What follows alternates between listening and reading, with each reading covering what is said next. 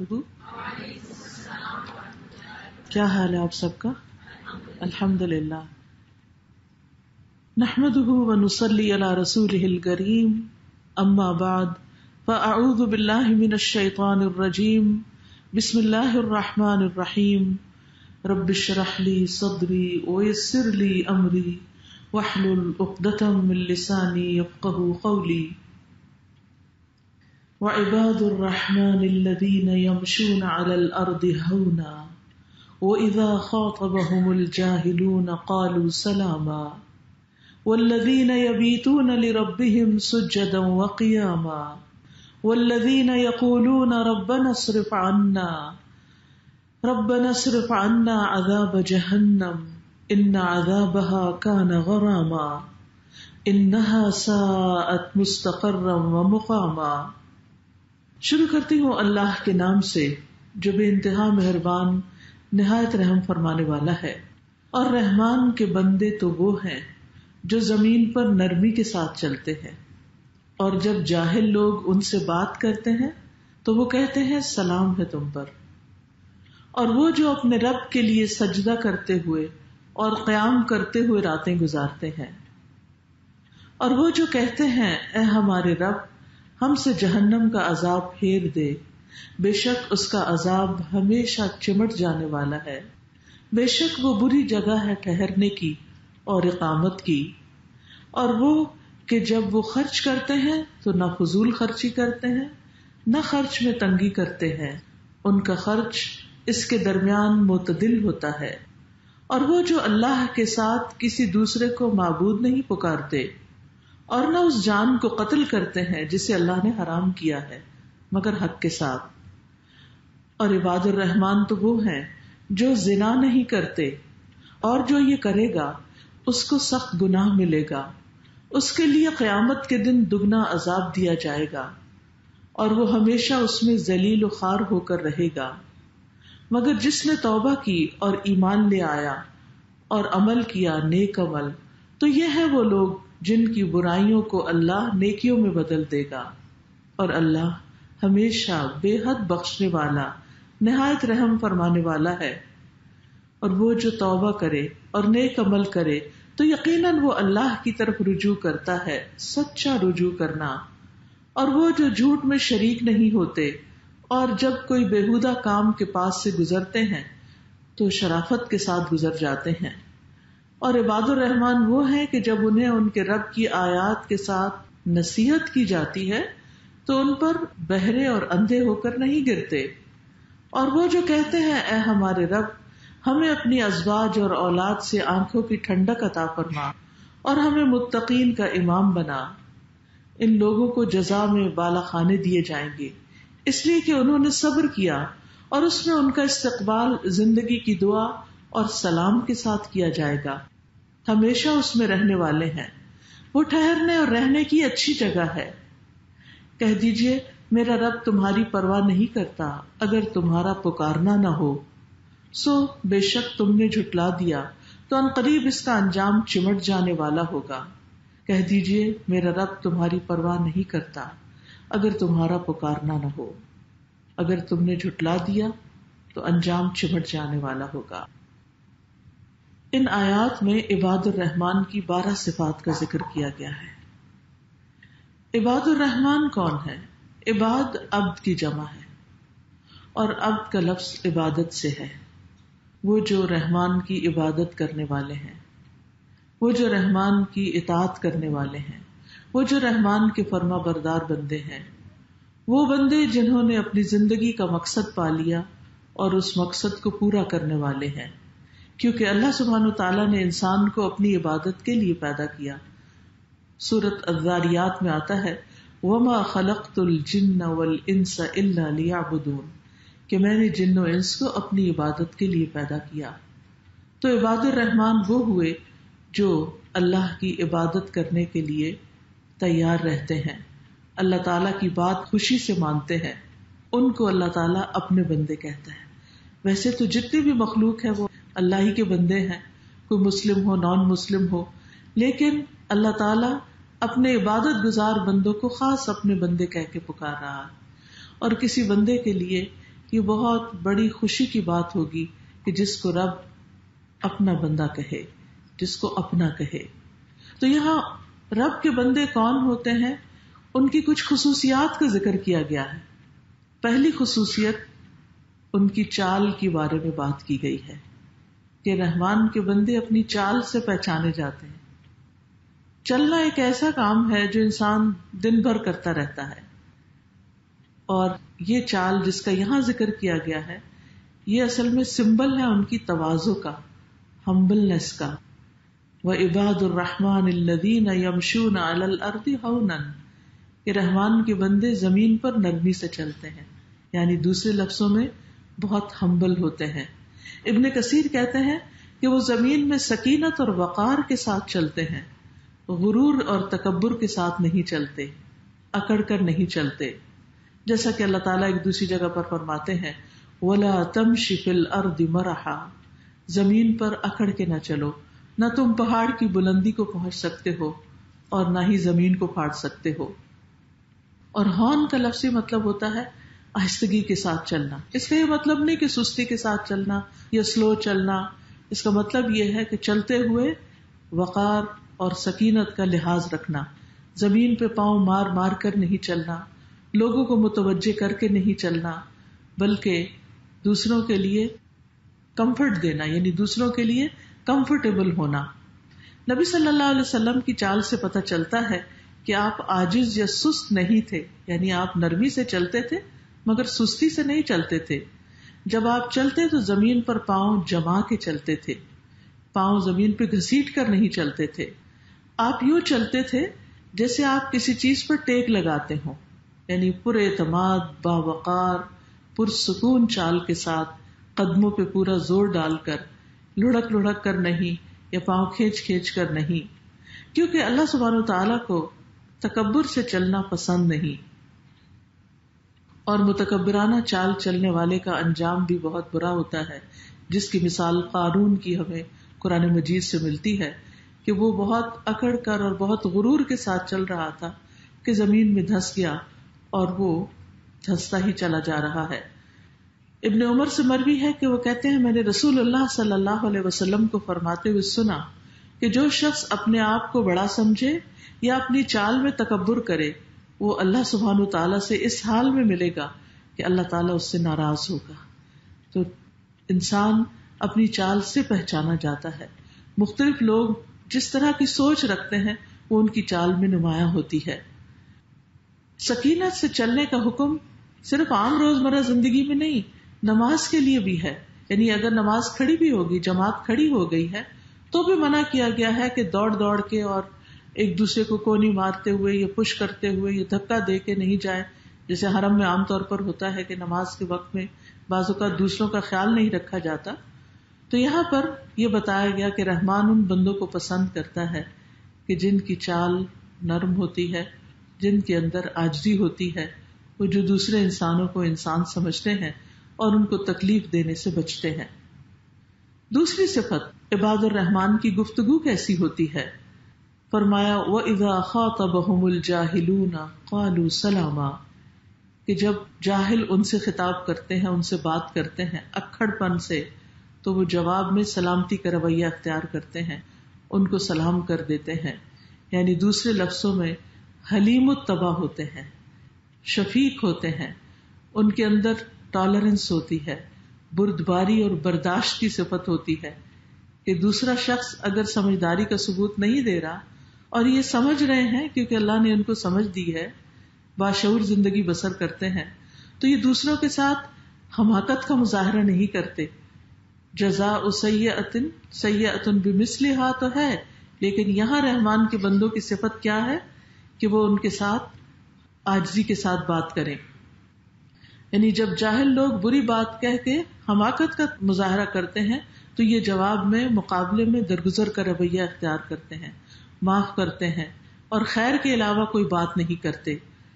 ان کی سرشت میں ہی ایک خوبصورت رویہ ہوتا ہے کہ جس سے یہ دوسروں کے ساتھ پیش آتے ہیں.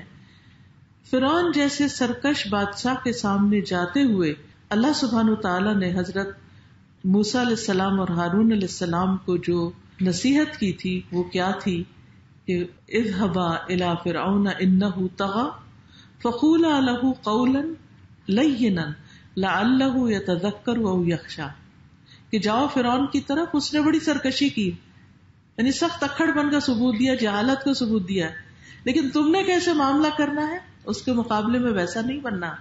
فرمایا فقولا له قولا لینا، اس کے سامنے نرمی سے بات کرنا ہے، شاید کہ وہ نصیحت قبول کر لے یا اللہ سے ڈر جائے. یعنی نرم بات کی اپنی ایک تاثیر ہوتی ہے، اور مومن جو ہے وہ برائی کا جواب برائی سے نہیں دیتا. نبی صلی اللہ علیہ وسلم کی صفت یہی بتائی گئی، صحیح بخاری میں آتا ہے کہ ولا يدفع السیئۃ بالسیئۃ ولکن یعفو ویصفح، کہ وہ برائی کا جواب برائی سے نہیں دیتے تھے بلکہ معاف کر دیتے اور درگزر کرتے تھے. یہاں بنیادی طور پر بتانا یہ مقصود ہے کہ عباد الرحمان جو ہیں وہ بد اخلاقی کے جواب میں بد اخلاقی کا مظاہرہ نہیں کرتے، اور جاہلوں سے اعراض بھی برتتے ہیں. یعنی جب سمجھتے ہیں کہ ایک شخص کو بات سمجھ ہی نہیں آ رہی تو اس سے فضول بحث میں نہیں پڑتے، بلکہ بدسلوکی کے مقابلے میں مسکرا کر جواب دیتے ہیں. نبی صلی اللہ علیہ وسلم کے بارے میں آتا ہے، حضرت انس کہتے ہیں کہ میں آپ کے ساتھ کہیں جا رہا تھا اور آپ کے جسم پر نجران کی بنی ہوئی موٹے حاشیے کی ایک چادر تھی. اتنے میں ایک دیہاتی آیا اور اس نے آپ کی چادر کو اتنی زور سے پکڑ کر کھینچا، میں نے دیکھا کہ آپ کے مونڈے پر چادر کھینچنے کی وجہ سے نشان پڑ گیا تھا. پھر اس نے کہا اے محمد، جو مال اللہ نے آپ کو دیا ہے اس میں سے مجھے بھی دینے کا حکم دیجیے. تو آپ صلی اللہ علیہ وسلم اس کی طرف متوجہ ہوئے، مسکرائے اور آپ نے حکم دیا کہ اس کو کچھ دے دیا جائے. آپ سوچئے اگر ایسی جگہ پر ہم ہوں اور ہمارے ساتھ کوئی بدتمیزی کا مظاہرہ کرے تو ہم جواب میں کیا کہیں گے. لیکن انسان اللہ کی خاطر یہ عاجزی اختیار کر سکتا ہے، کیونکہ اسے معلوم ہے کہ رحمان کو اکھڑ پن کے مقابلے میں نرمی سے جواب دینا پسند ہے، چاہے اپنے ہوں یا پرائے ہوں. انسان اپنے اصول کا نہ چھوڑے، یعنی ہمارا رویہ دوسروں کے تابع نہیں ہونا چاہیے کہ کوئی اچھا کرے تو ہم اچھا کریں اور کوئی برا کرے تو ہم بھی برا کریں. نہیں، کوئی اچھا کرے تب بھی ہم اچھا کریں اور کوئی برا کرتا ہے تب بھی ہم اپنے پرنسپلز، اپنے اصول اور اپنے اخلاق سے پیچھے نہ ہٹیں. تیسری صفت عباد الرحمان کی کہ وہ راتوں کو نماز پڑھنے والے ہوتے ہیں. یہاں پر خاص طور پر جو کہا گیا والذین یبیتون لربہم سجدا وقیاما، جو راتیں گزارتے ہیں اپنے رب کے حضور سجدے اور قیام میں، تو اس میں دو چیزیں ہیں. ایک ہے عشاء کی نماز اور فجر کی نماز کی پابندی، اور اس کے علاوہ رات کو تہجد کی نماز کی ادائیگی بھی. عباد الرحمان کی صفت ایک اور جگہ بھی بتائی گئی، کانوا قلیلا من اللیل ما یہجعون، کہ وہ راتوں کو کم ہی سویا کرتے ہیں. وبالاسحار هم یستغفرون، اور سحری کے وقت وہ استغفار کرتے ہیں، یعنی اس وقت خاص طور پر اللہ سے اپنے گناہوں کی معافی مانگتے ہیں.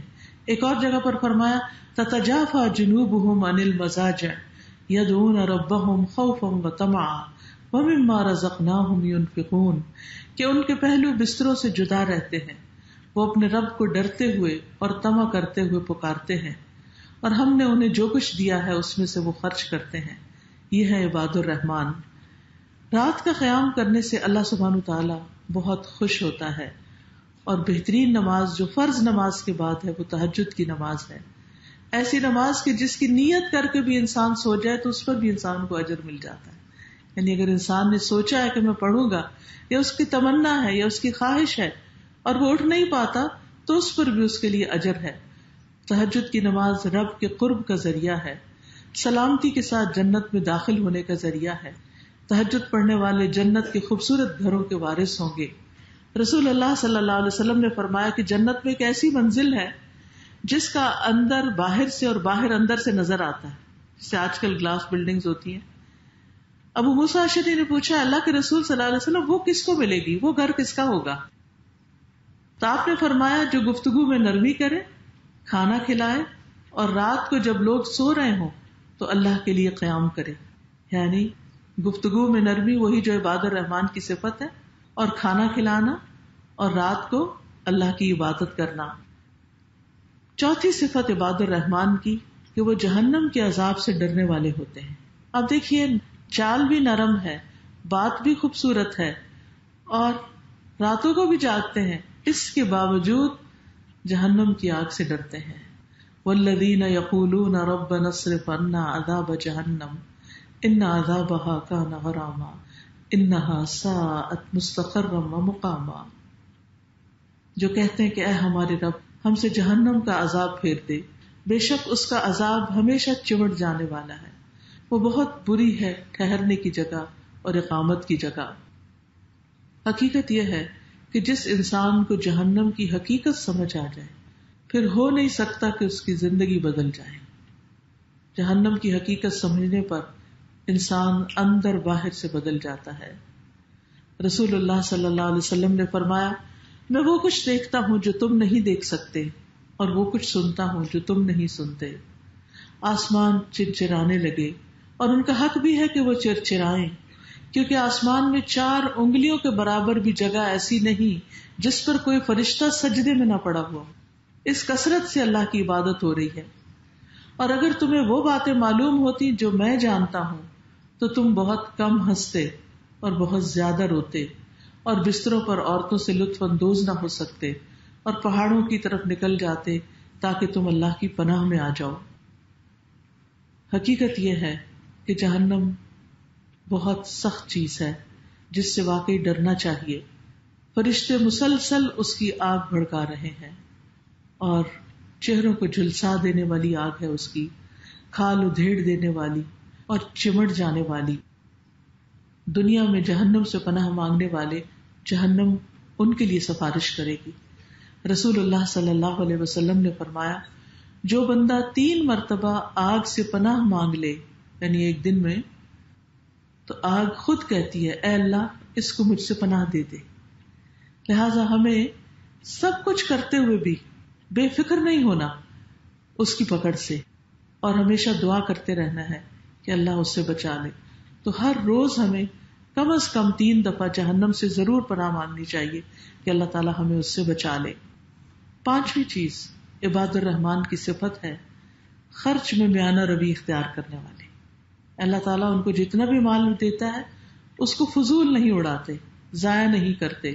والذین اذا انفقوا لم یسرفوا ولم یقتروا وکان بین ذلک قواما. کہ عباد الرحمان جو ہے، عباد الرحمان خرچ کرنے میں میانہ روی اختیار کرتے ہیں، فضول خرچ نہیں ہوتے. قرآن مجید میں آتا ہے سورۃ بنی اسرائیل میں، وَلَا تَجْعَلْ يَدَكَ مَغْلُولَةً إِلَىٰ عُنُقِكَ وَلَا تَبْسُطْهَا كُلَّ الْبَسْطِ. نہ اپنا ہاتھ اپنی گردن سے بندھا ہوا لے کر آؤ، یعنی بندھا ہوا مت رکھو کہ کچھ خرچ ہی نہ کرو، اور نہ ہی اسے کھول دو پوری طرح کھولنا کہ جو کچھ ہے بس دے ہی ڈالو. اعتدال کی راہ. مال جو ہے وہ ہر امت کے لیے ایک آزمائش رہی ہے، ہر امت کی ایک آزمائش رہی ہے، اور ہماری امت یعنی نبی صلی اللہ علیہ وسلم کی جو امت ہے اس کی آزمائش اور اس کا فتنہ مال ہے. اس لیے اس معاملے میں خاص طور پر محتاط ہونے کی ضرورت ہے کہ مال کا آنا بھی ایک امتحان ہے، مال کا جمع کرنا بھی ایک امتحان ہے، اور مال کا خرچ کرنا بھی ایک امتحان ہے.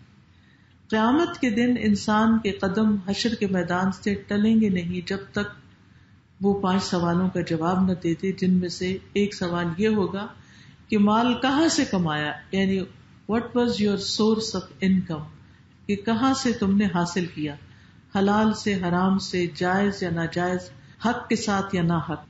اور پھر ایک سوال یہ ہوگا کہ وہ خرچ کہاں کیا. ایک تو آپ دیکھیے نا کہ دنیا میں جو حکومتیں ہوتی ہیں وہ لوگوں سے پوچھتی ہیں کیا تمہاری آمدنی ہے، سالانہ آمدنی کتنی ہے اور اس پر کتنا ٹیکس پے کرتے ہو، خرچ کہاں کہاں کرتے، پورے ریکارڈز دیکھے جاتے ہیں. اسی طرح یہ تو کچھ بھی نہیں، اصل حساب تو آخرت میں ہونے والا ہے کہ انسان سے جب پوچھا جائے گا کہ تم نے کیا کمایا اور تم نے کیا خرچ کیا.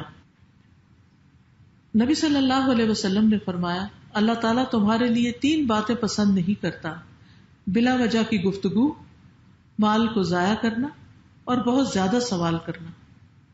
یعنی ہر چیز کے بارے میں، مثلا کسی کے پاس بھی بیٹھ جائیں، اس کی ذاتی زندگی کے بارے میں سوال، اس کے لباس کے بارے میں، اس کی ایسی چیزوں کے بارے میں سوال کہ جو اس کو زچ کر دیں، ناپسندیدہ ہو. اسی طرح دین کے معاملے میں بھی بہت زیادہ بحث مباحثہ اور سوال جواب نہیں کرنے چاہیے، کیونکہ اس سے بھی انسان کے لیے زندگی تنگ ہوتی ہے. پھر یہ یاد رکھیے مال کے معاملے میں کہ اسراف نہیں کرنا. اسراف کیا ہوتا ہے؟ اپنی لمٹ سے زیادہ خرچ کرنا، جتنی تنخواہ ہے اس سے زیادہ خرچ کرنا، اور ایسا لباس پہننا یا ایسا رہن سہن اختیار کرنا جو ضرورت سے زائد ہو اور حد سے گزرا ہوا ہو. قرآن مجید میں آتا ہے کلوا واشربوا ولا تسرفوا انہ لا يحب المسرفین، کھاؤ اور پیو اور حد سے نہ گزرو، بے شک وہ حد سے گزرنے والوں سے محبت نہیں کرتا. یعنی ایسے لوگ اللہ کے محبوب نہیں رہتے. اور ایک اور جگہ پر آتا ہے ان المبذرین کانوا اخوان الشیاطین، کہ فضول خرچ لوگ جو ہیں وہ شیطان کے بھائی ہوتے ہیں. اب آپ دیکھیے کہ ہم سب اپنے لباس، اپنے بیگز، اپنے جوتے، اپنے گھر کے ڈیکوریشن پیس، ان سب چیزوں کے بارے میں دیکھنا چاہیے کہ ان میں سے کیا واقعی یہ سب کچھ ہماری ضرورت ہے، یا ہم صرف لوگوں کی خاطر اس طرح ڈریس اپ ہوتے ہیں، یا صرف دوسروں کو دکھانے کے لیے، یا ایک اسٹیٹس سمبل کے طور پر، یا واقعی ہماری ضرورت ہے. اب دیکھیے رسول اللہ صلی اللہ علیہ وسلم سے بڑھ کر کس کا مقام ہو سکتا ہے؟ حضرت عائشہ سے بڑھ کر کون نیک خاتون ہو سکتی ہے؟ حضرت فاطمہ سے بڑھ کر، رضی اللہ عنہما سے بڑھ کر، جو جنت کی عورتوں کی سردار ہیں، کتنا بڑا مقام اور کتنا بڑا اسٹیٹس ہے ان کا. لیکن ان کے لباس آپ دیکھیے کہ کس میں انہوں نے گزارا کیا. حضرت عائشہ کی جب شادی ہوئی تھی تو انہوں نے دھلی ہوئی قمیص پہن کر بھی شادی کا دن گزار دیا، حالانکہ نبی صلی اللہ علیہ وسلم کو جب وہ دکھائی گئی تھی خواب میں تو ریشم میں لپٹی ہوئی تھی. یہ وہ لوگ ہیں جنہوں نے اپنی دنیا کو اپنی آخرت پر قربان کر دیا اور اپنے مقصد پر اتنے فوکسڈ رہے کہ ان چیزوں سے اوپر آ گئے، ان چیزوں سے بالا ہو گئے. پھر اسی طرح بخل کی بھی ممانعت ہے، یعنی اعتدال ضروری ہے، نہ فضول خرچی اور نہ بخل. ابو ہریرہ رضی اللہ عنہ سے روایت ہے کہ رسول اللہ صلی اللہ علیہ وسلم نے فرمایا کہ بخیل اور خرچ کرنے والے کی مثال دو آدمیوں کی مثال کی طرح ہے جن کے بدن پر ان کے سینے سے ہنسلی تک لوہے کے دو کرتے ہوں. جب خرچ کرنے والا خرچ کرتا ہے تو وہ اس کے تمام جسم کو چھپا دیتی ہے، وہ پھیل جاتا ہے لباس، حتیٰ کہ اس کی انگلیاں بھی اس میں چھپ جاتی ہیں، اور چلنے میں اس کے پاؤں کا نشان بھی مٹنے لگتا ہے، نہیں بہت لانگ ڈریس ہو جاتا ہے اس کا. لیکن بخیل جب خرچ کرنے کا ارادہ کرتا ہے تو اس کرتے کا ہر حلقہ اور تنگ ہو جاتا ہے اور ٹائٹ ہو جاتا ہے. وہ کشادہ کرنے کی کوشش کرتا ہے لیکن ہو نہیں پاتا. یعنی بخل ایسی صفت کا نام ہے کہ جس میں انسان اللہ کے راستے میں کچھ بھی نہیں دے سکتا، بلکہ اپنی ذاتی ضروریات پر بھی انسان نہیں خرچ کرتا، اپنے رشتے داروں پر بھی خرچ نہیں کرتا، صرف جمع ہی کرتا چلا جاتا ہے. تو ہمیں یہاں جو عباد الرحمان کی صفت پتہ چلی وہ یہ ہے کہ نہ وہ فضول خرچ ہوتے ہیں اور نہ وہ بخیل ہوتے ہیں. چھٹی صفت عباد الرحمان کی یہ ہے کہ وہ شرک سے بچنے والے ہوتے ہیں. والذین لا یدعون مع اللہ الہا آخر، وہ اللہ کے ساتھ کسی دوسرے کو الہ نہیں پکارتے، یعنی لا الہ الا اللہ پورے دل سے کہتے ہیں، کیونکہ وہ جانتے ہیں کہ شرک کا گناہ کبھی بھی معاف نہیں ہوگا. قرآن مجید میں آتا ہے ان اللہ لا یغفر ان یشرک بہ ویغفر ما دون ذلک، بے شک اللہ اس بات کو نہیں بخشے گا کہ اس کا شریک بنایا جائے، اور وہ بخش دے گا جو اس کے علاوہ ہے. یعنی باقی گناہ کبیرہ ہے یا صغیرہ ان کو اللہ تعالیٰ معاف کر دے گا، لیکن شرک کا گناہ معاف نہیں کرے گا. شرک سب سے بڑا گناہ ہے، اس لیے کسی بھی صورت میں شرک نہیں کرنا چاہیے. ابو درداء کہتے ہیں کہ رسول اللہ صلی اللہ علیہ وسلم نے مجھے وصیت کی کہ اللہ کے ساتھ کسی چیز کو شریک نہ ٹھہرانا، اگرچہ تمہارے ٹکڑے ٹکڑے کر دیے جائیں یا تم جلا دیے جاؤ، پھر بھی شرک نہ کرنا، کیونکہ شرک سے سارے نیک اعمال برباد ہو جاتے ہیں. تھوڑا سا شرک بھی ساری نیکیوں کو ضائع کر دینے والا ہوتا ہے. لیکن اس کے برعکس جو شرک نہیں کرتا وہ اللہ کی بخشش کا امیدوار ہوتا ہے. ابو ذر سے روایت ہے، وہ کہتے ہیں کہ رسول اللہ صلی اللہ علیہ وسلم نے فرمایا میرے رب کی طرف سے میرے پاس ایک آنے والا آیا، یعنی فرشتہ آیا، اور اس نے مجھے خوشخبری دی کہ میری امت میں سے جو شخص اس حال میں فوت ہوگا کہ وہ اللہ کے ساتھ کسی کو شریک نہ ٹھہرائے تو وہ جنت میں داخل ہوگا. میں نے عرض کیا اگرچہ اس نے زنا اور چوری کی؟ فرمایا ہاں اگرچہ اس نے زنا اور چوری کی وہ اللہ تعالیٰ معاف کر دے گا، لیکن شرک اگر ہوگا تو پھر نہیں. ہاں اگر شرک نہیں کیا اور اس نے اپنے بڑے بڑے گناہوں سے معافی مانگ لی تو اللہ تعالیٰ اس کو معاف کر دے گا، یعنی حدیث کا جو مفہوم بنتا ہے. ساتویں صفت کہ وہ کسی جان کو ناحق قتل نہیں کرتے. ولا يقتلون النفس التي حرم الله الا بالحق، یعنی رحمان کے بندے وہ ہیں جو اپنے آپ کو قتل سے دور کر لیتے ہیں، یعنی وہ سوچتے بھی نہیں کہ وہ کسی کو قتل کرے، کیونکہ یہ کبیرہ گناہ ہے. ابن عباس کی رائے میں یہ ہے کہ قتل کرنے والا جو ہے وہ بھی جہنم میں ہمیشہ کے لیے رہے گا، اس کی بھی معافی نہیں. لیکن اصل بات یہ ہے کہ اگر کسی شخص کو قتل کے بعد بھی احساس ہو جاتا ہے کہ اس نے جرم کیا، گناہ کیا، اور وہ اللہ سے رو رو کے معافی مانگتا ہے اور اس کا کفارہ ادا کر دیتا ہے، تو امید ہے کہ اللہ تعالیٰ اس کو معاف کر دے گا. رسول اللہ صلی اللہ علیہ وسلم نے فرمایا، ایک مسلمان کی دوسرے مسلمان پر ہر چیز حرام ہے، اس کا خون، اس کا مال اور اس کی عزت و آبرو. تو اس کی حرمت کی حفاظت کرنے والے کے لیے جنت کے ہر دروازے سے پکار آ رہی ہوگی کہ تم ہمارے رستے سے جنت میں داخل ہو جاؤ. مومن کی جان کی بڑی حرمت ہے. ایک مومن کا قتل ہونا اللہ کے نزدیک تمام دنیا کے تباہ ہونے سے زیادہ بڑا جرم ہے. یعنی ساری دنیا ختم ہو جائے وہ ایک طرف، اور ایک مومن بندے کو کوئی مار ڈالے وہ ایک طرف، یعنی اتنا بڑا گناہ ہے، اتنا بڑا نقصان ہے. ناحق خون بہانا جو ہے وہ جنت کے دروازے پر رکاوٹ بن جائے گا. رسول اللہ صلی اللہ علیہ وسلم نے فرمایا ہے، اگر کسی میں یہ ہمت ہو کہ وہ اپنے اور جنت کے مابین کسی مسلمان کے خون کی ایک لپ بھی حائل نہ ہونے دے تو وہ ایسا کرے، جسے وہ مرغی ذبح کرنے کی طرح بے قیمت سمجھ کے بہاتا ہے. کیونکہ جب بھی کوئی کسی دروازے پر جائے گا جنت کے، تو اللہ اس کے اور جنت کے مابین اس خون کو حائل کر دے گا، یعنی پھر وہ جنت میں نہیں جا سکے گا. تو اگر کسی سے کوئی ایسا جرم ہو گیا ہو تو اسے چاہیے کہ معافی مانگ لے. اب دیکھیے، آپ سوچ رہے ہوں گے کہ الحمدللہ ہم نے تو کبھی کسی کا قتل نہیں کیا اور ہم سوچ بھی نہیں سکتے. لیکن افسوس یہ ہے کہ اب مائیں اپنے ہی بچے کو قتل کرنے میں گریز نہیں کرتی. کتنی ہی بار لوگ ابارٹ کرا لیتے ہیں بچے کو، اور ان کا خون، یعنی وہ چاہے وہ دنیا میں ابھی نہیں آیا، یعنی کچھ لوگ تو اس کے بھی مرتکب ہو جاتے ہیں کہ بچوں کو جا کے کوڑے کے ڈھیر پہ پھینک دیتے ہیں، وہ جیے یا مرے، وہ بھی ایک قتل اولاد کی شکل ہے. اسی طرح پیٹ کے بچے کو بعض اوقات یہ کہہ کے ڈاکٹرز کے کہنے پر مروا دیا جاتا ہے کہ بچہ اب نارمل پیدا ہوگا، حالانکہ کس نے دیکھا، کئی مرحلوں سے بچہ گزرتا ہے پیٹ سے، اور شفا اللہ کے ہاتھ میں ہے.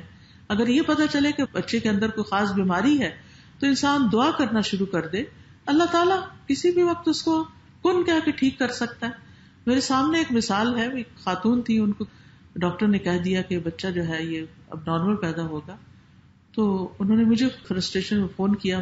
میں نے ان سے کہا کہ دیکھیں، چاہے وہ نارمل ہے یا نارمل، کسی بھی جان کو ہمیں حق نہیں دیا گیا کہ ہم اس کی جان لیں. یعنی انسان کو یہ حق نہیں دیا گیا کہ وہ کسی انسان کی جان لے. ہر جان محترم ہے، چاہے وہ پورا بچہ یا آدھا بچہ یا جیسا بھی. تو اس پر انہوں نے دعائیں شروع کر دی کہ میں مار تو نہیں سکتی اس بچے کو، لیکن میں دعا ضرور کروں گی. اور الحمدللہ ان کا بچہ جب پیدا ہوا تو وہ باقی بچوں سے بھی زیادہ خوبصورت اور زیادہ اچھا تھا. اور پھر وہ پاکستان لائی مجھے ملوانے کے لیے کہ یہ ہے وہ بچہ جس کی جان لینے کے پیچھے ڈاکٹرز پڑ گئے تھے، اور میں نے اس کو پھر اللہ کا حکم سمجھتے ہوئے مارنے نہیں دیا. تو اللہ نے مجھے اتنا بڑا انعام دیا کہ میری آنکھوں کی ٹھنڈک ہے یہ بچہ.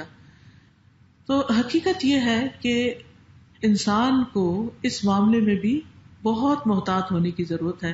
ایسا نہ ہو کہ وہ بچہ جنت میں جانے کے راستے میں رکاوٹ بن جائے.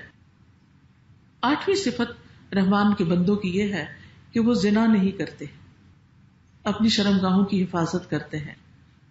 یعنی کسی غیر عورت کے پاس جا کر اپنی پیاس نہیں بجھاتے، نکاح کے علاوہ کسی اور عورت سے ایسے تعلقات قائم نہیں کرتے. جو شخص اپنی شرمگاہ کی حفاظت کرتا ہے اس کے لیے بھی خوشخبری ہے. قرآن مجید میں آتا ہے، والحافظین فروجہم والحافظات والذاکرین اللہ کثیرا والذاکرات اعد اللہ لہم مغفرۃ واجرا عظیما. اور اپنی شرمگاہوں کی حفاظت کرنے والے مرد اور حفاظت کرنے والی عورتیں، اور اللہ کا بہت زیادہ ذکر کرنے والے مرد اور عورتیں، اللہ نے ان کے لیے بڑی بخشش اور بڑا اجر تیار کر رکھا ہے. تو اس سے کیا پتہ چلتا ہے کہ انسان کو یہاں ذکر اور اپنی شرم کی حفاظت دو چیزوں کو برابر لا کے بیان کیا گیا. ساتھ ساتھ بیان کیا گیا. یعنی ایک طرف کرنے کا کام بتایا گیا اور ایک طرف نہ کرنے کا کام بتایا گیا. قرآن مجید میں آتا ہے وَلَا تَقْرَبُوا الزِّنَا إِنَّهُ كَانَ فَاحِشَةً وَسَاءَ سَبِيلًا، اور زنا کے قریب بھی نہ پھٹکو، بے شک وہ ہمیشہ سے بڑی بے حیائی اور برا راستہ ہے. نبی صلی اللہ علیہ وسلم نے فرمایا ہر آنکھ زنا کرتی ہے، اور وہ عورت جو خوشبو لگا کر کسی مجلس کے پاس سے گزرے وہ ایسی اور ایسی ہے، یعنی زانیہ ہے. تو اس لیے خصوصاً اگر مکس گیدرنگ ہو یا ڈرائیور کے ساتھ اکیلے جانا ہو یا پھر بازار جانا ہو تو ایسے پرفیوم سے پرہیز کرنا چاہیے جس کی خوشبو دور دور تک پھیل رہی ہو. ہاں اگر انڈر آرمز یا ایسے جسم کے اندر کوئی چیز لگائی ہوئی ہے جو ہلکی پھلکی ہے جو دوسروں تک نہیں پھیلتی تو اس کا کوئی حرج نہیں. پھر آپ صلی اللہ علیہ وسلم نے یہ بھی فرمایا کہ ابن آدم پر اس کے زنا سے حصہ لکھ دیا گیا جو لا محالہ اسے ملے گا، بس آنکھوں کا دیکھنا زنا ہے، یعنی حرام طریقے سے دیکھنا، کانوں کا زنا سننا ہے، زبان کا زنا گفتگو کرنا ہے، اور ہاتھوں کا زنا پکڑنا ہے، پاؤں کا زنا چلنا ہے، اور دل کا زنا گناہ کی خواہش اور تمنا کرنا ہے، اور شرمگاہ اس کی تصدیق کرتی ہے یا اس کو جھٹلا دیتی ہے، یعنی اس کو ایکسپٹ کر لیتی ہے ایسی آفر کو یا پھر اس کو ریجیکٹ کر دیتی ہے. رسول اللہ صلی اللہ علیہ وسلم نے فرمایا جب آدمی زنا کرتا ہے تو ایمان اس سے نکل جاتا ہے اور اس پر ایک سائے کی طرح مسلط ہو جاتا ہے. جب اس زنا سے فارغ ہوتا ہے تو ایمان واپس اندر لوٹ کے آتا ہے. تو اس لیے انسان کو احتیاط برتنی چاہیے کہ ایسا نہ ہو اس حال میں موت آ جائے اور انسان ایمان کے بغیر دنیا سے رخصت ہو. نبی صلی اللہ علیہ وسلم نے فرمایا اے عرب کی ہلاکت، اے عرب کی ہلاکت، میں تم سے جس چیز کے بارے میں سب سے زیادہ ڈرتا ہوں وہ زنا اور چھپی ہوئی شہوت ہے، یعنی چھپ چھپ کے غلط کام کرنا. اور اب تو آپ دیکھیے کہ سوشل میڈیا کے عام ہونے کی وجہ سے اچھے بھلے سمجھدار لوگ ایسے ایسی دوستیوں میں اور ایسے ایسے تعلقات میں ٹریپ ہو جاتے ہیں کہ جس کا انسان کی عقل ادراک بھی نہیں کر سکتی. اللہ تعالی ہم سب کو اس سے محفوظ رکھے. پھر زنا کی سزا بھی بتا دی گئی اور توبہ کی جزا بھی بتا دی گئی کہ قتل اور زنا عباد الرحمان نہیں کرتے، اور جو یہ کرے گا اس کو سخت گناہ ملے گا. وَمَن يَفْعَلْ ذَلِكَ يَلْقَ أَثَامًا، اس کے لیے قیامت کے دن دگنا عذاب دیا جائے گا اور وہ ہمیشہ اس میں ذلیل کیا ہوا رہے گا. مگر جس نے توبہ کی اور ایمان لایا اور عمل کیا نیک عمل، تو یہ لوگ ہیں جن کی برائیوں کو اللہ نیکیوں میں بدل دے گا. یعنی ان سے اگر کوئی حرام کام ہو بھی گیا تو وہ بھی نیکی بن جائے گا. اور اللہ ہمیشہ بے حد بخشنے والا نہایت رحم فرمانے والا ہے. اور جو توبہ کرے اور نیک عمل کرے وہ یقیناً اللہ کی طرف رجوع کرتا ہے، سچا رجوع. تو عباد الرحمان جو ہیں وہ اللہ کی طرف رجوع کرتے ہیں. جہاں تک زنا کی دنیا میں ملنے والی سزا کا تعلق ہے تو آپ نے فرمایا کہ نئی نئی بیماریاں پھیلیں گی. یعنی جب کسی قوم میں بدکاری عام ہو جاتی ہے اور اعلانیہ اس کا ارتکاب کرتے ہیں تو ان میں طاعون اور ایسی مختلف بیماریاں پھیل جاتی ہیں جو پہلے لوگوں میں نہیں ہوتی تھی.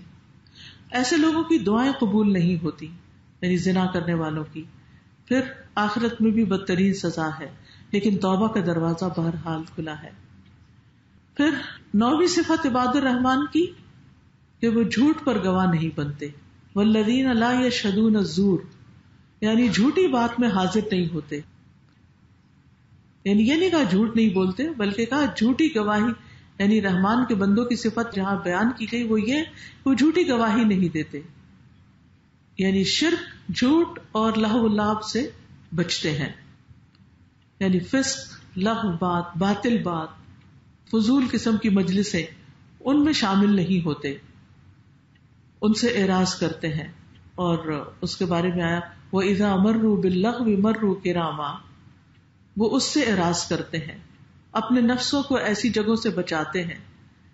ابن قیم کہتے ہیں اللہ نے ان کی اس بات پہ تعریف فرمائی ہے کہ وہ لغو مجلسوں میں جانے کو ترک کر دیتے ہیں.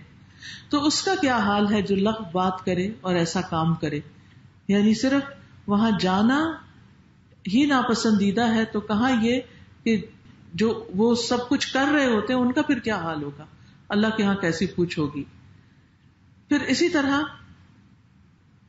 جھوٹ بولنا اور جھوٹی گواہی دینا جو ہے یہ بھی بہت بڑا جرم ہے. لا یشہدون الزور میں جھوٹی گواہی دینا بھی آ جاتا ہے، اور جھوٹی گواہی اللہ کے ساتھ شرک کے برابر قرار دی گئی اور اسے کبیرہ گناہ بتایا گیا اور قیامت کی نشانی بتائی گئی.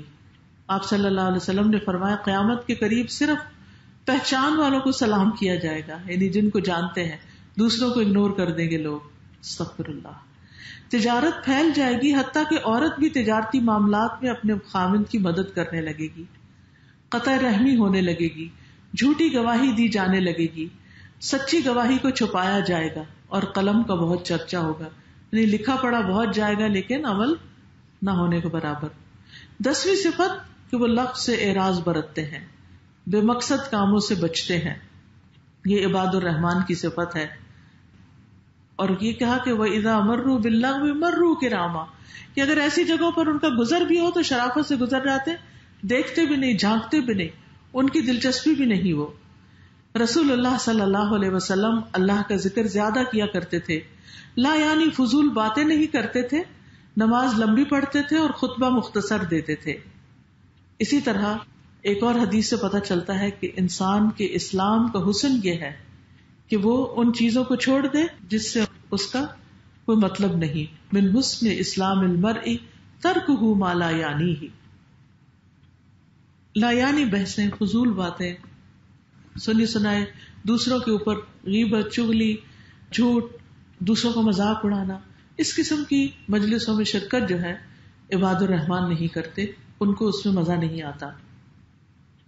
رسول اللہ صلی اللہ علیہ وسلم نے فرمایا ایک نماز کے بعد دوسری نماز کہ ان دونوں کے درمیان کوئی لغو بات نہ ہو، علیین میں اندراج کا باعث ہے، یعنی ایسے شخص کا نام اعمال علیین میں ہوگا. نبی صلی اللہ علیہ وسلم نے یہ بھی فرمایا ہلک المتنطعون، بال کی کھال اتارنے والے ہلاک ہو گئے، یعنی بہت زیادہ فضول بحثوں میں پڑنے والے اور لڑنے جھگڑنے والے. اور متنطع وہ شخص ہوتا ہے جو ایسی بات کی کورید کرے جس میں کوئی فائدہ ہی نہیں، یعنی ان چیزوں میں پڑ جائے کہ جس سے کچھ حاصل نہیں ہونے والا، کوئی نتیجہ نہیں نکلنے والا. 11ویں صفت عباد الرحمان کی بتائی گئی کہ وہ نصیحت قبول کرنے والے ہیں. والذین اذا ذکروا بآیات ربہم لم یخروا علیہا صما وعمیانا، کہ جب ان کو اپنے رب کی آیات کے ساتھ نصیحت کی جاتی ہے تو وہ اس کے اوپر اندھے بہرے بن کر نہیں گر پڑتے، یعنی وہ اگنور نہیں کرتے. اندھے ہونے کا مطلب کیا کہ جیسے دیکھا ہی نہ ہو کہ کوئی نصیحت کر رہا ہے، اور بہرے ہونے کا مطلب کیا ہے کہ جیسے سنا ہی نہ ہو، یعنی ان کو کوئی بات سمجھائی جائے تو وہ اس طرح اگنور کر دیتے ہیں جیسے ان کا اس سے مطلب ہی کوئی نہیں، ان کی اس سے کوئی دلچسپی نہیں ہوتی. حقیقت یہ ہے کہ مومن نصیحت قبول کرنے والا ہوتا ہے. نصیحت کڑوی ہوتی ہے، نفس کے خلاف ہوتی ہے، نفس پہ بڑی بھاری پڑتی ہے، لیکن اس کے باوجود مومن اس کو قبول کرتا ہے. پھر 12ویں صفت وہ اپنی ازواج اور اولاد کے لیے دعائیں کرتے ہیں. والذین یقولون ربنا هب لنا من ازواجنا وذریاتنا قرۃ اعین وجعلنا للمتقین اماما، یعنی وہ اللہ کے حضور گڑ گڑاتے ہیں، اپنے لیے دعائیں مانگتے ہیں، اپنی ازواج کے لیے مانگتے ہیں، اپنے بچوں کے لیے مانگتے ہیں کہ اللہ انہیں ہماری آنکھوں کی ٹھنڈک بنا دے اور انہیں نیک لوگوں کا امام بنا دے، یعنی ان کے فالوورز بھی نیک ہوں. یہ بہت ہی یونیک صفت ہے اللہ کے پسندیدہ بندوں کی کہ وہ ہر معاملے میں اللہ ہی کی طرف پلٹتے ہیں اور اللہ کے ساتھ کسی کو شریک نہیں ٹھہراتے، صرف اللہ ہی سے دعائیں کرتے ہیں. وہ صرف لوگوں کو اپنے مسائل نہیں بتاتے رہتے بلکہ اللہ سے مدد مانگتے. آج آپ دیکھیں ہمارا حال کیا ہوتا ہے کہ اگر بچے کی طرف سے کوئی پریشانی ہے تو کبھی اس کو بتائیں گے، کبھی اس کو بتائیں گے، کبھی اس کو بتائیں گے، سارا دن پریشانی پریشانی پریشانی، اس کو اپنے اوپر حاوی اور طاری کر لیتے ہیں. اسی طرح اگر کوئی اور دکھ ہے یا تکلیف ہے یا اپنی کوئی بیماری ہے تو اس کو بھی بار بار مینشن کریں گے. کوئی کھانا کھا رہا ہو، کوئی آرام کر رہا ہو، کوئی کچھ کہہ رہا ہو تو بس ان کو صرف اپنی پڑی ہوتی ہے، وہ اپنی کہانی سنائے چلے جاتے ہیں. لیکن عباد الرحمان جو ہیں، جن کے اخلاق اچھے ہوتے ہیں، وہ اپنے مسائل، اپنے پرابلمز اپنے رب سے شیئر کرتے ہیں اور اس سے خوب خوب دعائیں مانگتے ہیں، کیونکہ ہر مسئلے کا حل دعا میں موجود ہے. یعنی ٹھیک ہے اللہ تعالیٰ پھر دل کھولتا ہے اور رستہ بنتا ہے. انسان کسی انسان سے بھی ایڈوائس لیتا ہے کہ مجھے اس مسئلے میں کیا کرنا چاہیے، لیکن یہ ہر کس و ناقص کو وہ اپنی باتیں نہیں بتاتے رہتے. اور یہ بھی یاد رکھیے کہ والدین جو اپنی اولاد کے لیے دعائیں کرتے ہیں وہ قبول ہوتی ہیں.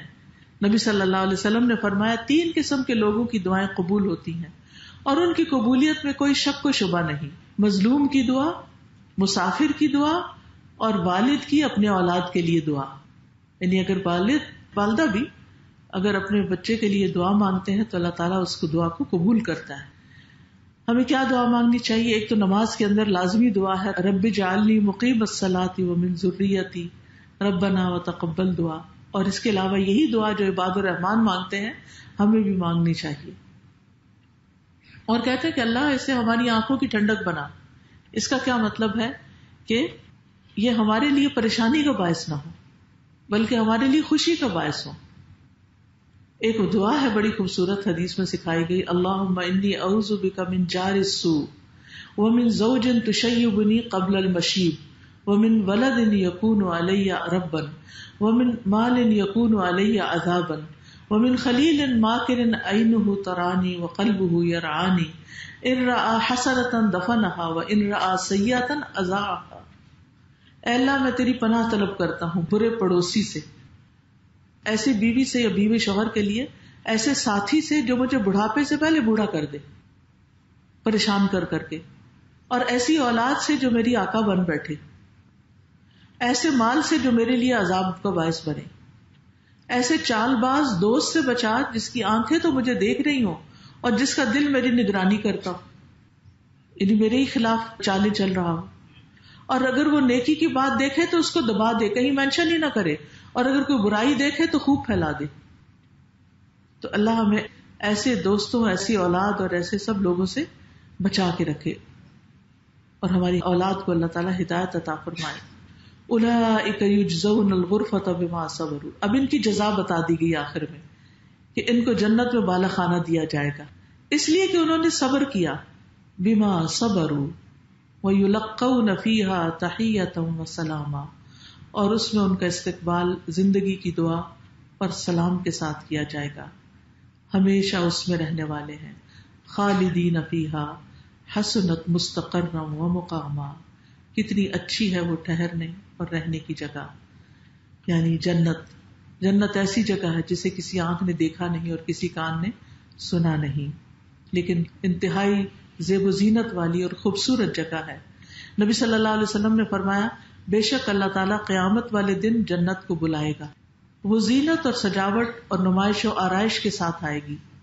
پھر اللہ تعالیٰ اعلان کرے گا میرے وہ بندے کہاں ہیں جنہوں نے میرے راستے میں جہاد کیا اور ان سے جہاد کیا گیا، ان سے قتال کیا گیا، انہیں میرے راستے میں تکالیف دی گئی اور انہوں نے میرے راستے میں جد و جہد کی.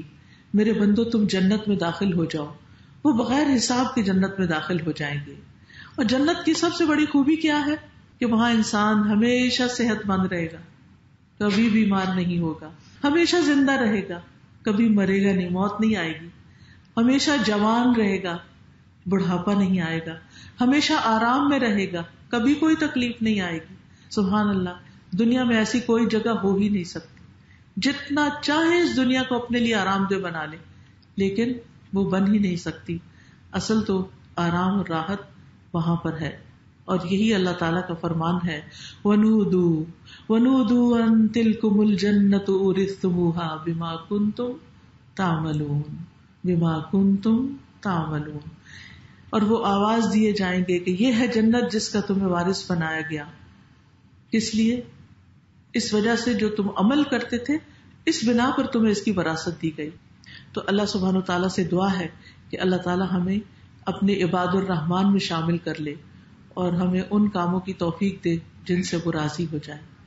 اب اختتام پر اگر آپ کے پاس کوئی سوال ہو. جی السلام علیکم ورحمۃ اللہ وبرکاتہ. وعلیکم السلام. میرا کوشچن یہ اس طرح ہے کہ عباد الرحمان کی دعا ہے وجعلنا للمتقین اماما. تو ہم اپنے بچوں کو بتاتے ہیں، خود بھی مانتے ہیں، لیکن جب ہم باہر نکل کر بچے ہمارے ہم دیکھتے ہیں کہ ہر طرف کی دنیا کی ریت پہ ہے، تو پھر ہم مانگنے جے پڑھنا شروع کر دیتے ہیں اور مانگتے یہ فلاں عہدے کا سربراہ بنا دے. تو اس دنیا کی جو محبت کو کس طرح دل سے نکالا جا سکتا؟ دیکھیے کہ دنیا اگر جائز حلال طریقے سے حاصل کی جائے تو اس میں مذائقہ نہیں. ایک شخص جس کے پاس دنیا کا، جیسے حضرت سلیمان علیہ السلام کی مثال ہے، حضرت داؤد علیہ السلام کی مثال ہے، اللہ نے ان کو بادشاہت بھی دی اور نبوت بھی دی، عہدے بھی دیے، سب کچھ دیا، لیکن ان کی عبادت کا حال دیکھیں، ان کے تقوی کا حال دیکھیں. تو اصل چیز ہے تقوی. چاہے انسان غریب ہو یا امیر ہو، کہیں پر بھی ہو، پڑھا لکھا ہو ان پڑھ ہو، تو متقی ہو، اللہ سے ڈرنے والا. اللہ سے ڈرنے والے کا مطلب کیا؟ کہ انسان اللہ سبحانہ تعالیٰ سے اس طرح تنہائی میں بھی ڈرے جیسے وہ بندوں سے ڈرتا ہے، یا اس سے بھی زیادہ، کہ کوئی مجھے دیکھ نہ لے. تو اکیلے میں بھی کوئی غلط کام نہ کرے، کسی کے ڈر سے اچھا نہ کرے، بلکہ صرف اللہ کی خاطر اچھا کرنے والا ہو. اور تبھی وہ صفات پیدا ہوتی ہیں کہ جو پہلے ہم نے دیکھا کہ جو ہم پہ ظلم کرے اس کو معاف کر دیا جائے، جو ہمارے ساتھ جہالت برتے اس کو سلام کر دیا جائے، اس کے لیے سلامتی کا پیغام دیا جائے. السلام علیکم اساتذہ. وعلیکم السلام. جزاک اللہ خیر، کسی طرح اتنا زبردست آپ نے ہمیں بتایا. میں نے یہ پوچھنا تھا کہ آپ نے بتایا کہ عباد الرحمان کی خصوصیات میں وہ بھی ہے جو اللہ کی راہ میں جہاد کرتے ہیں. تو ایک جیسے آج کل ہمارے مسلمان بہن بھائیوں کے ساتھ ہو رہا ہے شام میں، اسے دیکھ کے بہت بہت دل اتنا سوتا ہو جاتا ہے کہ واقعی سمجھ نہیں آتی کہ ہم کس طرح مدد کریں. تو being a house wife, total ایک عورت جو گھر میں رہتی ہے، وہ کس طرح ان کی ہیلپ کر سکتی ہے؟ وہ ایسا کیا کرے کہ اس کا دل بھی تھوڑا مطمئن ہو اور وہ اس میں آئے کہ اللہ تعالیٰ کے بعد میں یہ نہ ہم یہ نہ کہہ سکیں کہ اللہ ہم نے تو کوئی اپنا حصہ شیئر ہی نہیں کیا. جی، اس میں آپ دیکھیے کہ ہر شخص کے اوپر ہر چیز کی ذمہ داری نہیں ہے. ٹھیک ہے، قتال کی ذمہ داری عورتوں پر نہیں ہے. ٹھیک. اور دوسرا یہ ہے کہ انسان کسی وقت کسی بھی جگہ کسی کے لیے بھی دعا کر سکتا ہے. ہر مظلوم کے لیے دعا کرنی چاہیے جہاں بھی دنیا میں ہو. اور ان سب واقعات سے سبق یہ لینا چاہیے کہ کہیں اللہ کو ہم تو ناراض نہیں کر رہے، کہیں ایسا نہ ہو کہ اللہ کا عذاب ہم پر آ جائے، کہیں ایسا نہ ہو کہ ہماری کوئی پکڑ ہو جائے. تو ہم اپنے جو فرائض ہیں ان کو صحیح طور پر پورا کرنے والے بنے. السلام علیکم ورحمۃ اللہ وبرکاتہ. وعلیکم السلام. میرے اس سوال ہے کہ ہم شرک صرف اس کو سمجھتے ہیں کہ بتوں کی عبادت کرنا، اور ہم اس خوش فہمی میں ہیں کہ ہم تو الحمدللہ شرک نہیں کرتے. تو آپ پلیز بس ایکسپلین کر دیں کہ کون کون سی چیزیں شرک میں آتی ہیں.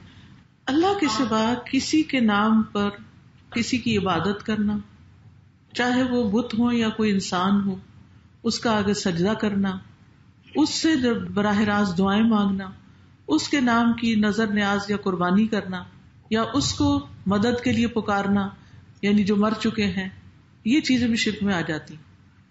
السلام علیکم ورحمۃ اللہ وبرکاتہ. وعلیکم السلام ورحمۃ اللہ. سازا یہ کہ ابھی آپ نے عباد الرحمان کی اتنی زبردست خصوصیات بتانی ہیں اور ان کی خوبیاں بتانی. سازا اس کے بارے میں کیا ہے کہ جب ایک عورت اگر اپنے شوہر سے پہلے فوت ہو جائے یا شوہر بیوی سے پہلے فوت ہو جائے تو وہ کیا جنت میں ایک دوسرے سے ملاقات کریں گے؟ اور سازا ایک اور کنسیپٹ ہمارے یہاں بہت زیادہ عام ہے کہ اگر شوہر مر جائے بیوی سے پہلے تو وہ کہتے ہیں کہ ان کا نکاح ختم ہو گیا. تو سازا اس چیز سے ہمارے اندر بڑی زیادہ کنفیوژن ہے. پلیز اگر ہو سکتا ہے اس بات کے اوپر تھوڑی سی روشنی ڈالنا پائیں گے. جی، مرنے سے نکاح ختم نہیں ہوتا، یعنی اس کی کوئی دلیل موجود نہیں ہے کہ شوہر فوت ہو جائے تو اس کا بیوی سے نکاح ٹوٹ جاتا ہے. یعنی اب وہ فوت ہو چکا ہے، نکاح ٹوٹتا ہے طلاق دینے سے. ٹھیک ہے نا. تو اب اگر یہ عورت دوبارہ شادی نہیں کرتی، یعنی لوگوں نے شاید اسی سے یہ بات نکال لی کہ وہ چونکہ دوبارہ شادی کر سکتی ہے تو نکاح ٹوٹ گیا اس سے، تو نکاح تو زندہ انسان سے ہوتا ہے نا، لیکن وہ اسٹل اس کی بیوی ہے. اگر وہ نیک ہے، پہلا شخص مرد بھی اور یہ عورت بھی نیک ہے تو اس جنت میں ملیں گے. لیکن اگر ایک طرف ہے اور دوسرا دوسری طرف ہے تو پھر وہ ہمیشہ کے لیے جدائی ہو جائے گی. ٹھیک ہے. اور یہ کہنا کہ عورت اس کا چہرہ بھی نہ دیکھے اور عورت سے اس کا کوئی تعلق نہیں رہا تو یہ بالکل غلط بات ہے، اس کی کوئی حقیقت نہیں. بہت بہت شکریہ. سبحان اللہ والحمد للہ ولا الہ الا اللہ واللہ اکبر ولا حول ولا قوة الا باللہ العلی العظیم. اللہم صلی علی محمد وعلی آل محمد کما صلیت علی ابراہیم وعلی آل ابراہیم انک حمید مجید.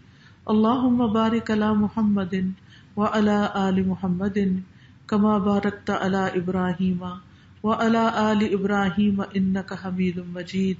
ربنا آتنا في الدنيا حسنة وفي الآخرة حسنة وقنا عذاب النار. ربنا لا تزغ قلوبنا بعد إذ هديتنا وهب لنا من لدنك رحمة إنك أنت الوهاب. ربنا هب لنا من أزواجنا وذرياتنا قرة أعين واجعلنا للمتقين إماما. يا حي يا قيوم برحمتك أستغيث. ربنا لا تؤاخذنا إن نسينا أو أخطأنا. ربنا ولا تحمل علينا إصرا كما حملته على الذين من قبلنا. ربنا ولا تحملنا ما لا طاقة لنا به واعف عنا واغفر لنا وارحمنا انت مولانا فانصرنا علی القوم الکافرین. یا اللہ پاک جو کچھ ہم نے پڑھا ہے اللہ ہمیں اس پر عمل کرنے والا بنا. اللہ تو ہمیں اپنا بندہ بنا لے، اپنے محبوب بندوں میں شامل کر لے، اپنے مقرب بندوں میں شامل کر لے. اللہ ہمیں نیکیوں کی توفیق دے دے، ہمت دے دے، صحت اور عافیت دے دے. اللہ اس دنیا سے اس حال میں جائیں کہ تو ہم سے راضی ہو اور ہم تجھ سے راضی اور خوش ہوں. ہمارا واپسی کا سفر خوشی کا سفر ہو. یا اللہ تو ہم سب کی قبروں کو روشن کر دینا اور ہم سب کو معاف کر دینا، ہمارا حساب آسان کر دینا. یا اللہ تو ہمیں اپنی اولاد کی طرف سے آنکھوں کی ٹھنڈک عطا فرما، اپنے شوہر کی طرف سے آنکھوں کی ٹھنڈک عطا فرما اور ہمارے دکھ تکلیفیں پریشانیاں دور فرما. یا اللہ ہمارے ملک پر اپنی رحمت نازل فرما. یا رب العالمین تو ہماری افواج کی حفاظت فرما اور ان کو دن دگنی رات چگنی ترقی عطا فرما. یا رب العالمین اس ملک کی خاص حفاظت فرما اور اس کے رہنے والوں کو ہر پریشانی، بیماری، دکھ تکلیف سے نجات عطا فرما. یا رب العالمین یہاں پر جتنے لوگ آئے ہیں ان کا آنا قبول فرما اور انہیں نیکی کی طرف جو دعوت دی گئی ہے اس دعوت کے دینے کی سب کو اس کی بہترین جزائے خیر عطا فرما اور ان کے لیے اس کو صدقہ جاریہ بنا اور خیر کے یہ سلسلے یا رب تجھ سے جڑنے کے یہ سلسلے ہمیشہ جاری رہیں اور موت تک ہم علم کا سفر جاری رکھیں. یا رب العالمین تو ہمیں رزق حلال عطا فرما اور جس کا کوئی قرض ہے اللہ اس کو ادا کروا دے، جو اپنے بچوں کے لیے پریشان ہے اس کی پریشانی دور فرما دے. یا اللہ تو ہمیں دنیا اور آخرت کی بھلائیاں نصیب فرما. ربنا تقبل منا انک انت السمیع العلیم وتب علینا انک انت التواب الرحیم. وصلی اللہ تعالی علی خیر خلقہ محمد وعلی آلہ واصحابہ واہل بیتہ اجمعین برحمتک یا ارحم الراحمین. الہی آمین. سبحانک اللہم وبحمدک اشہد ان لا الہ الا انت استغفرک واتوب الیک. السلام علیکم ورحمۃ اللہ وبرکاتہ.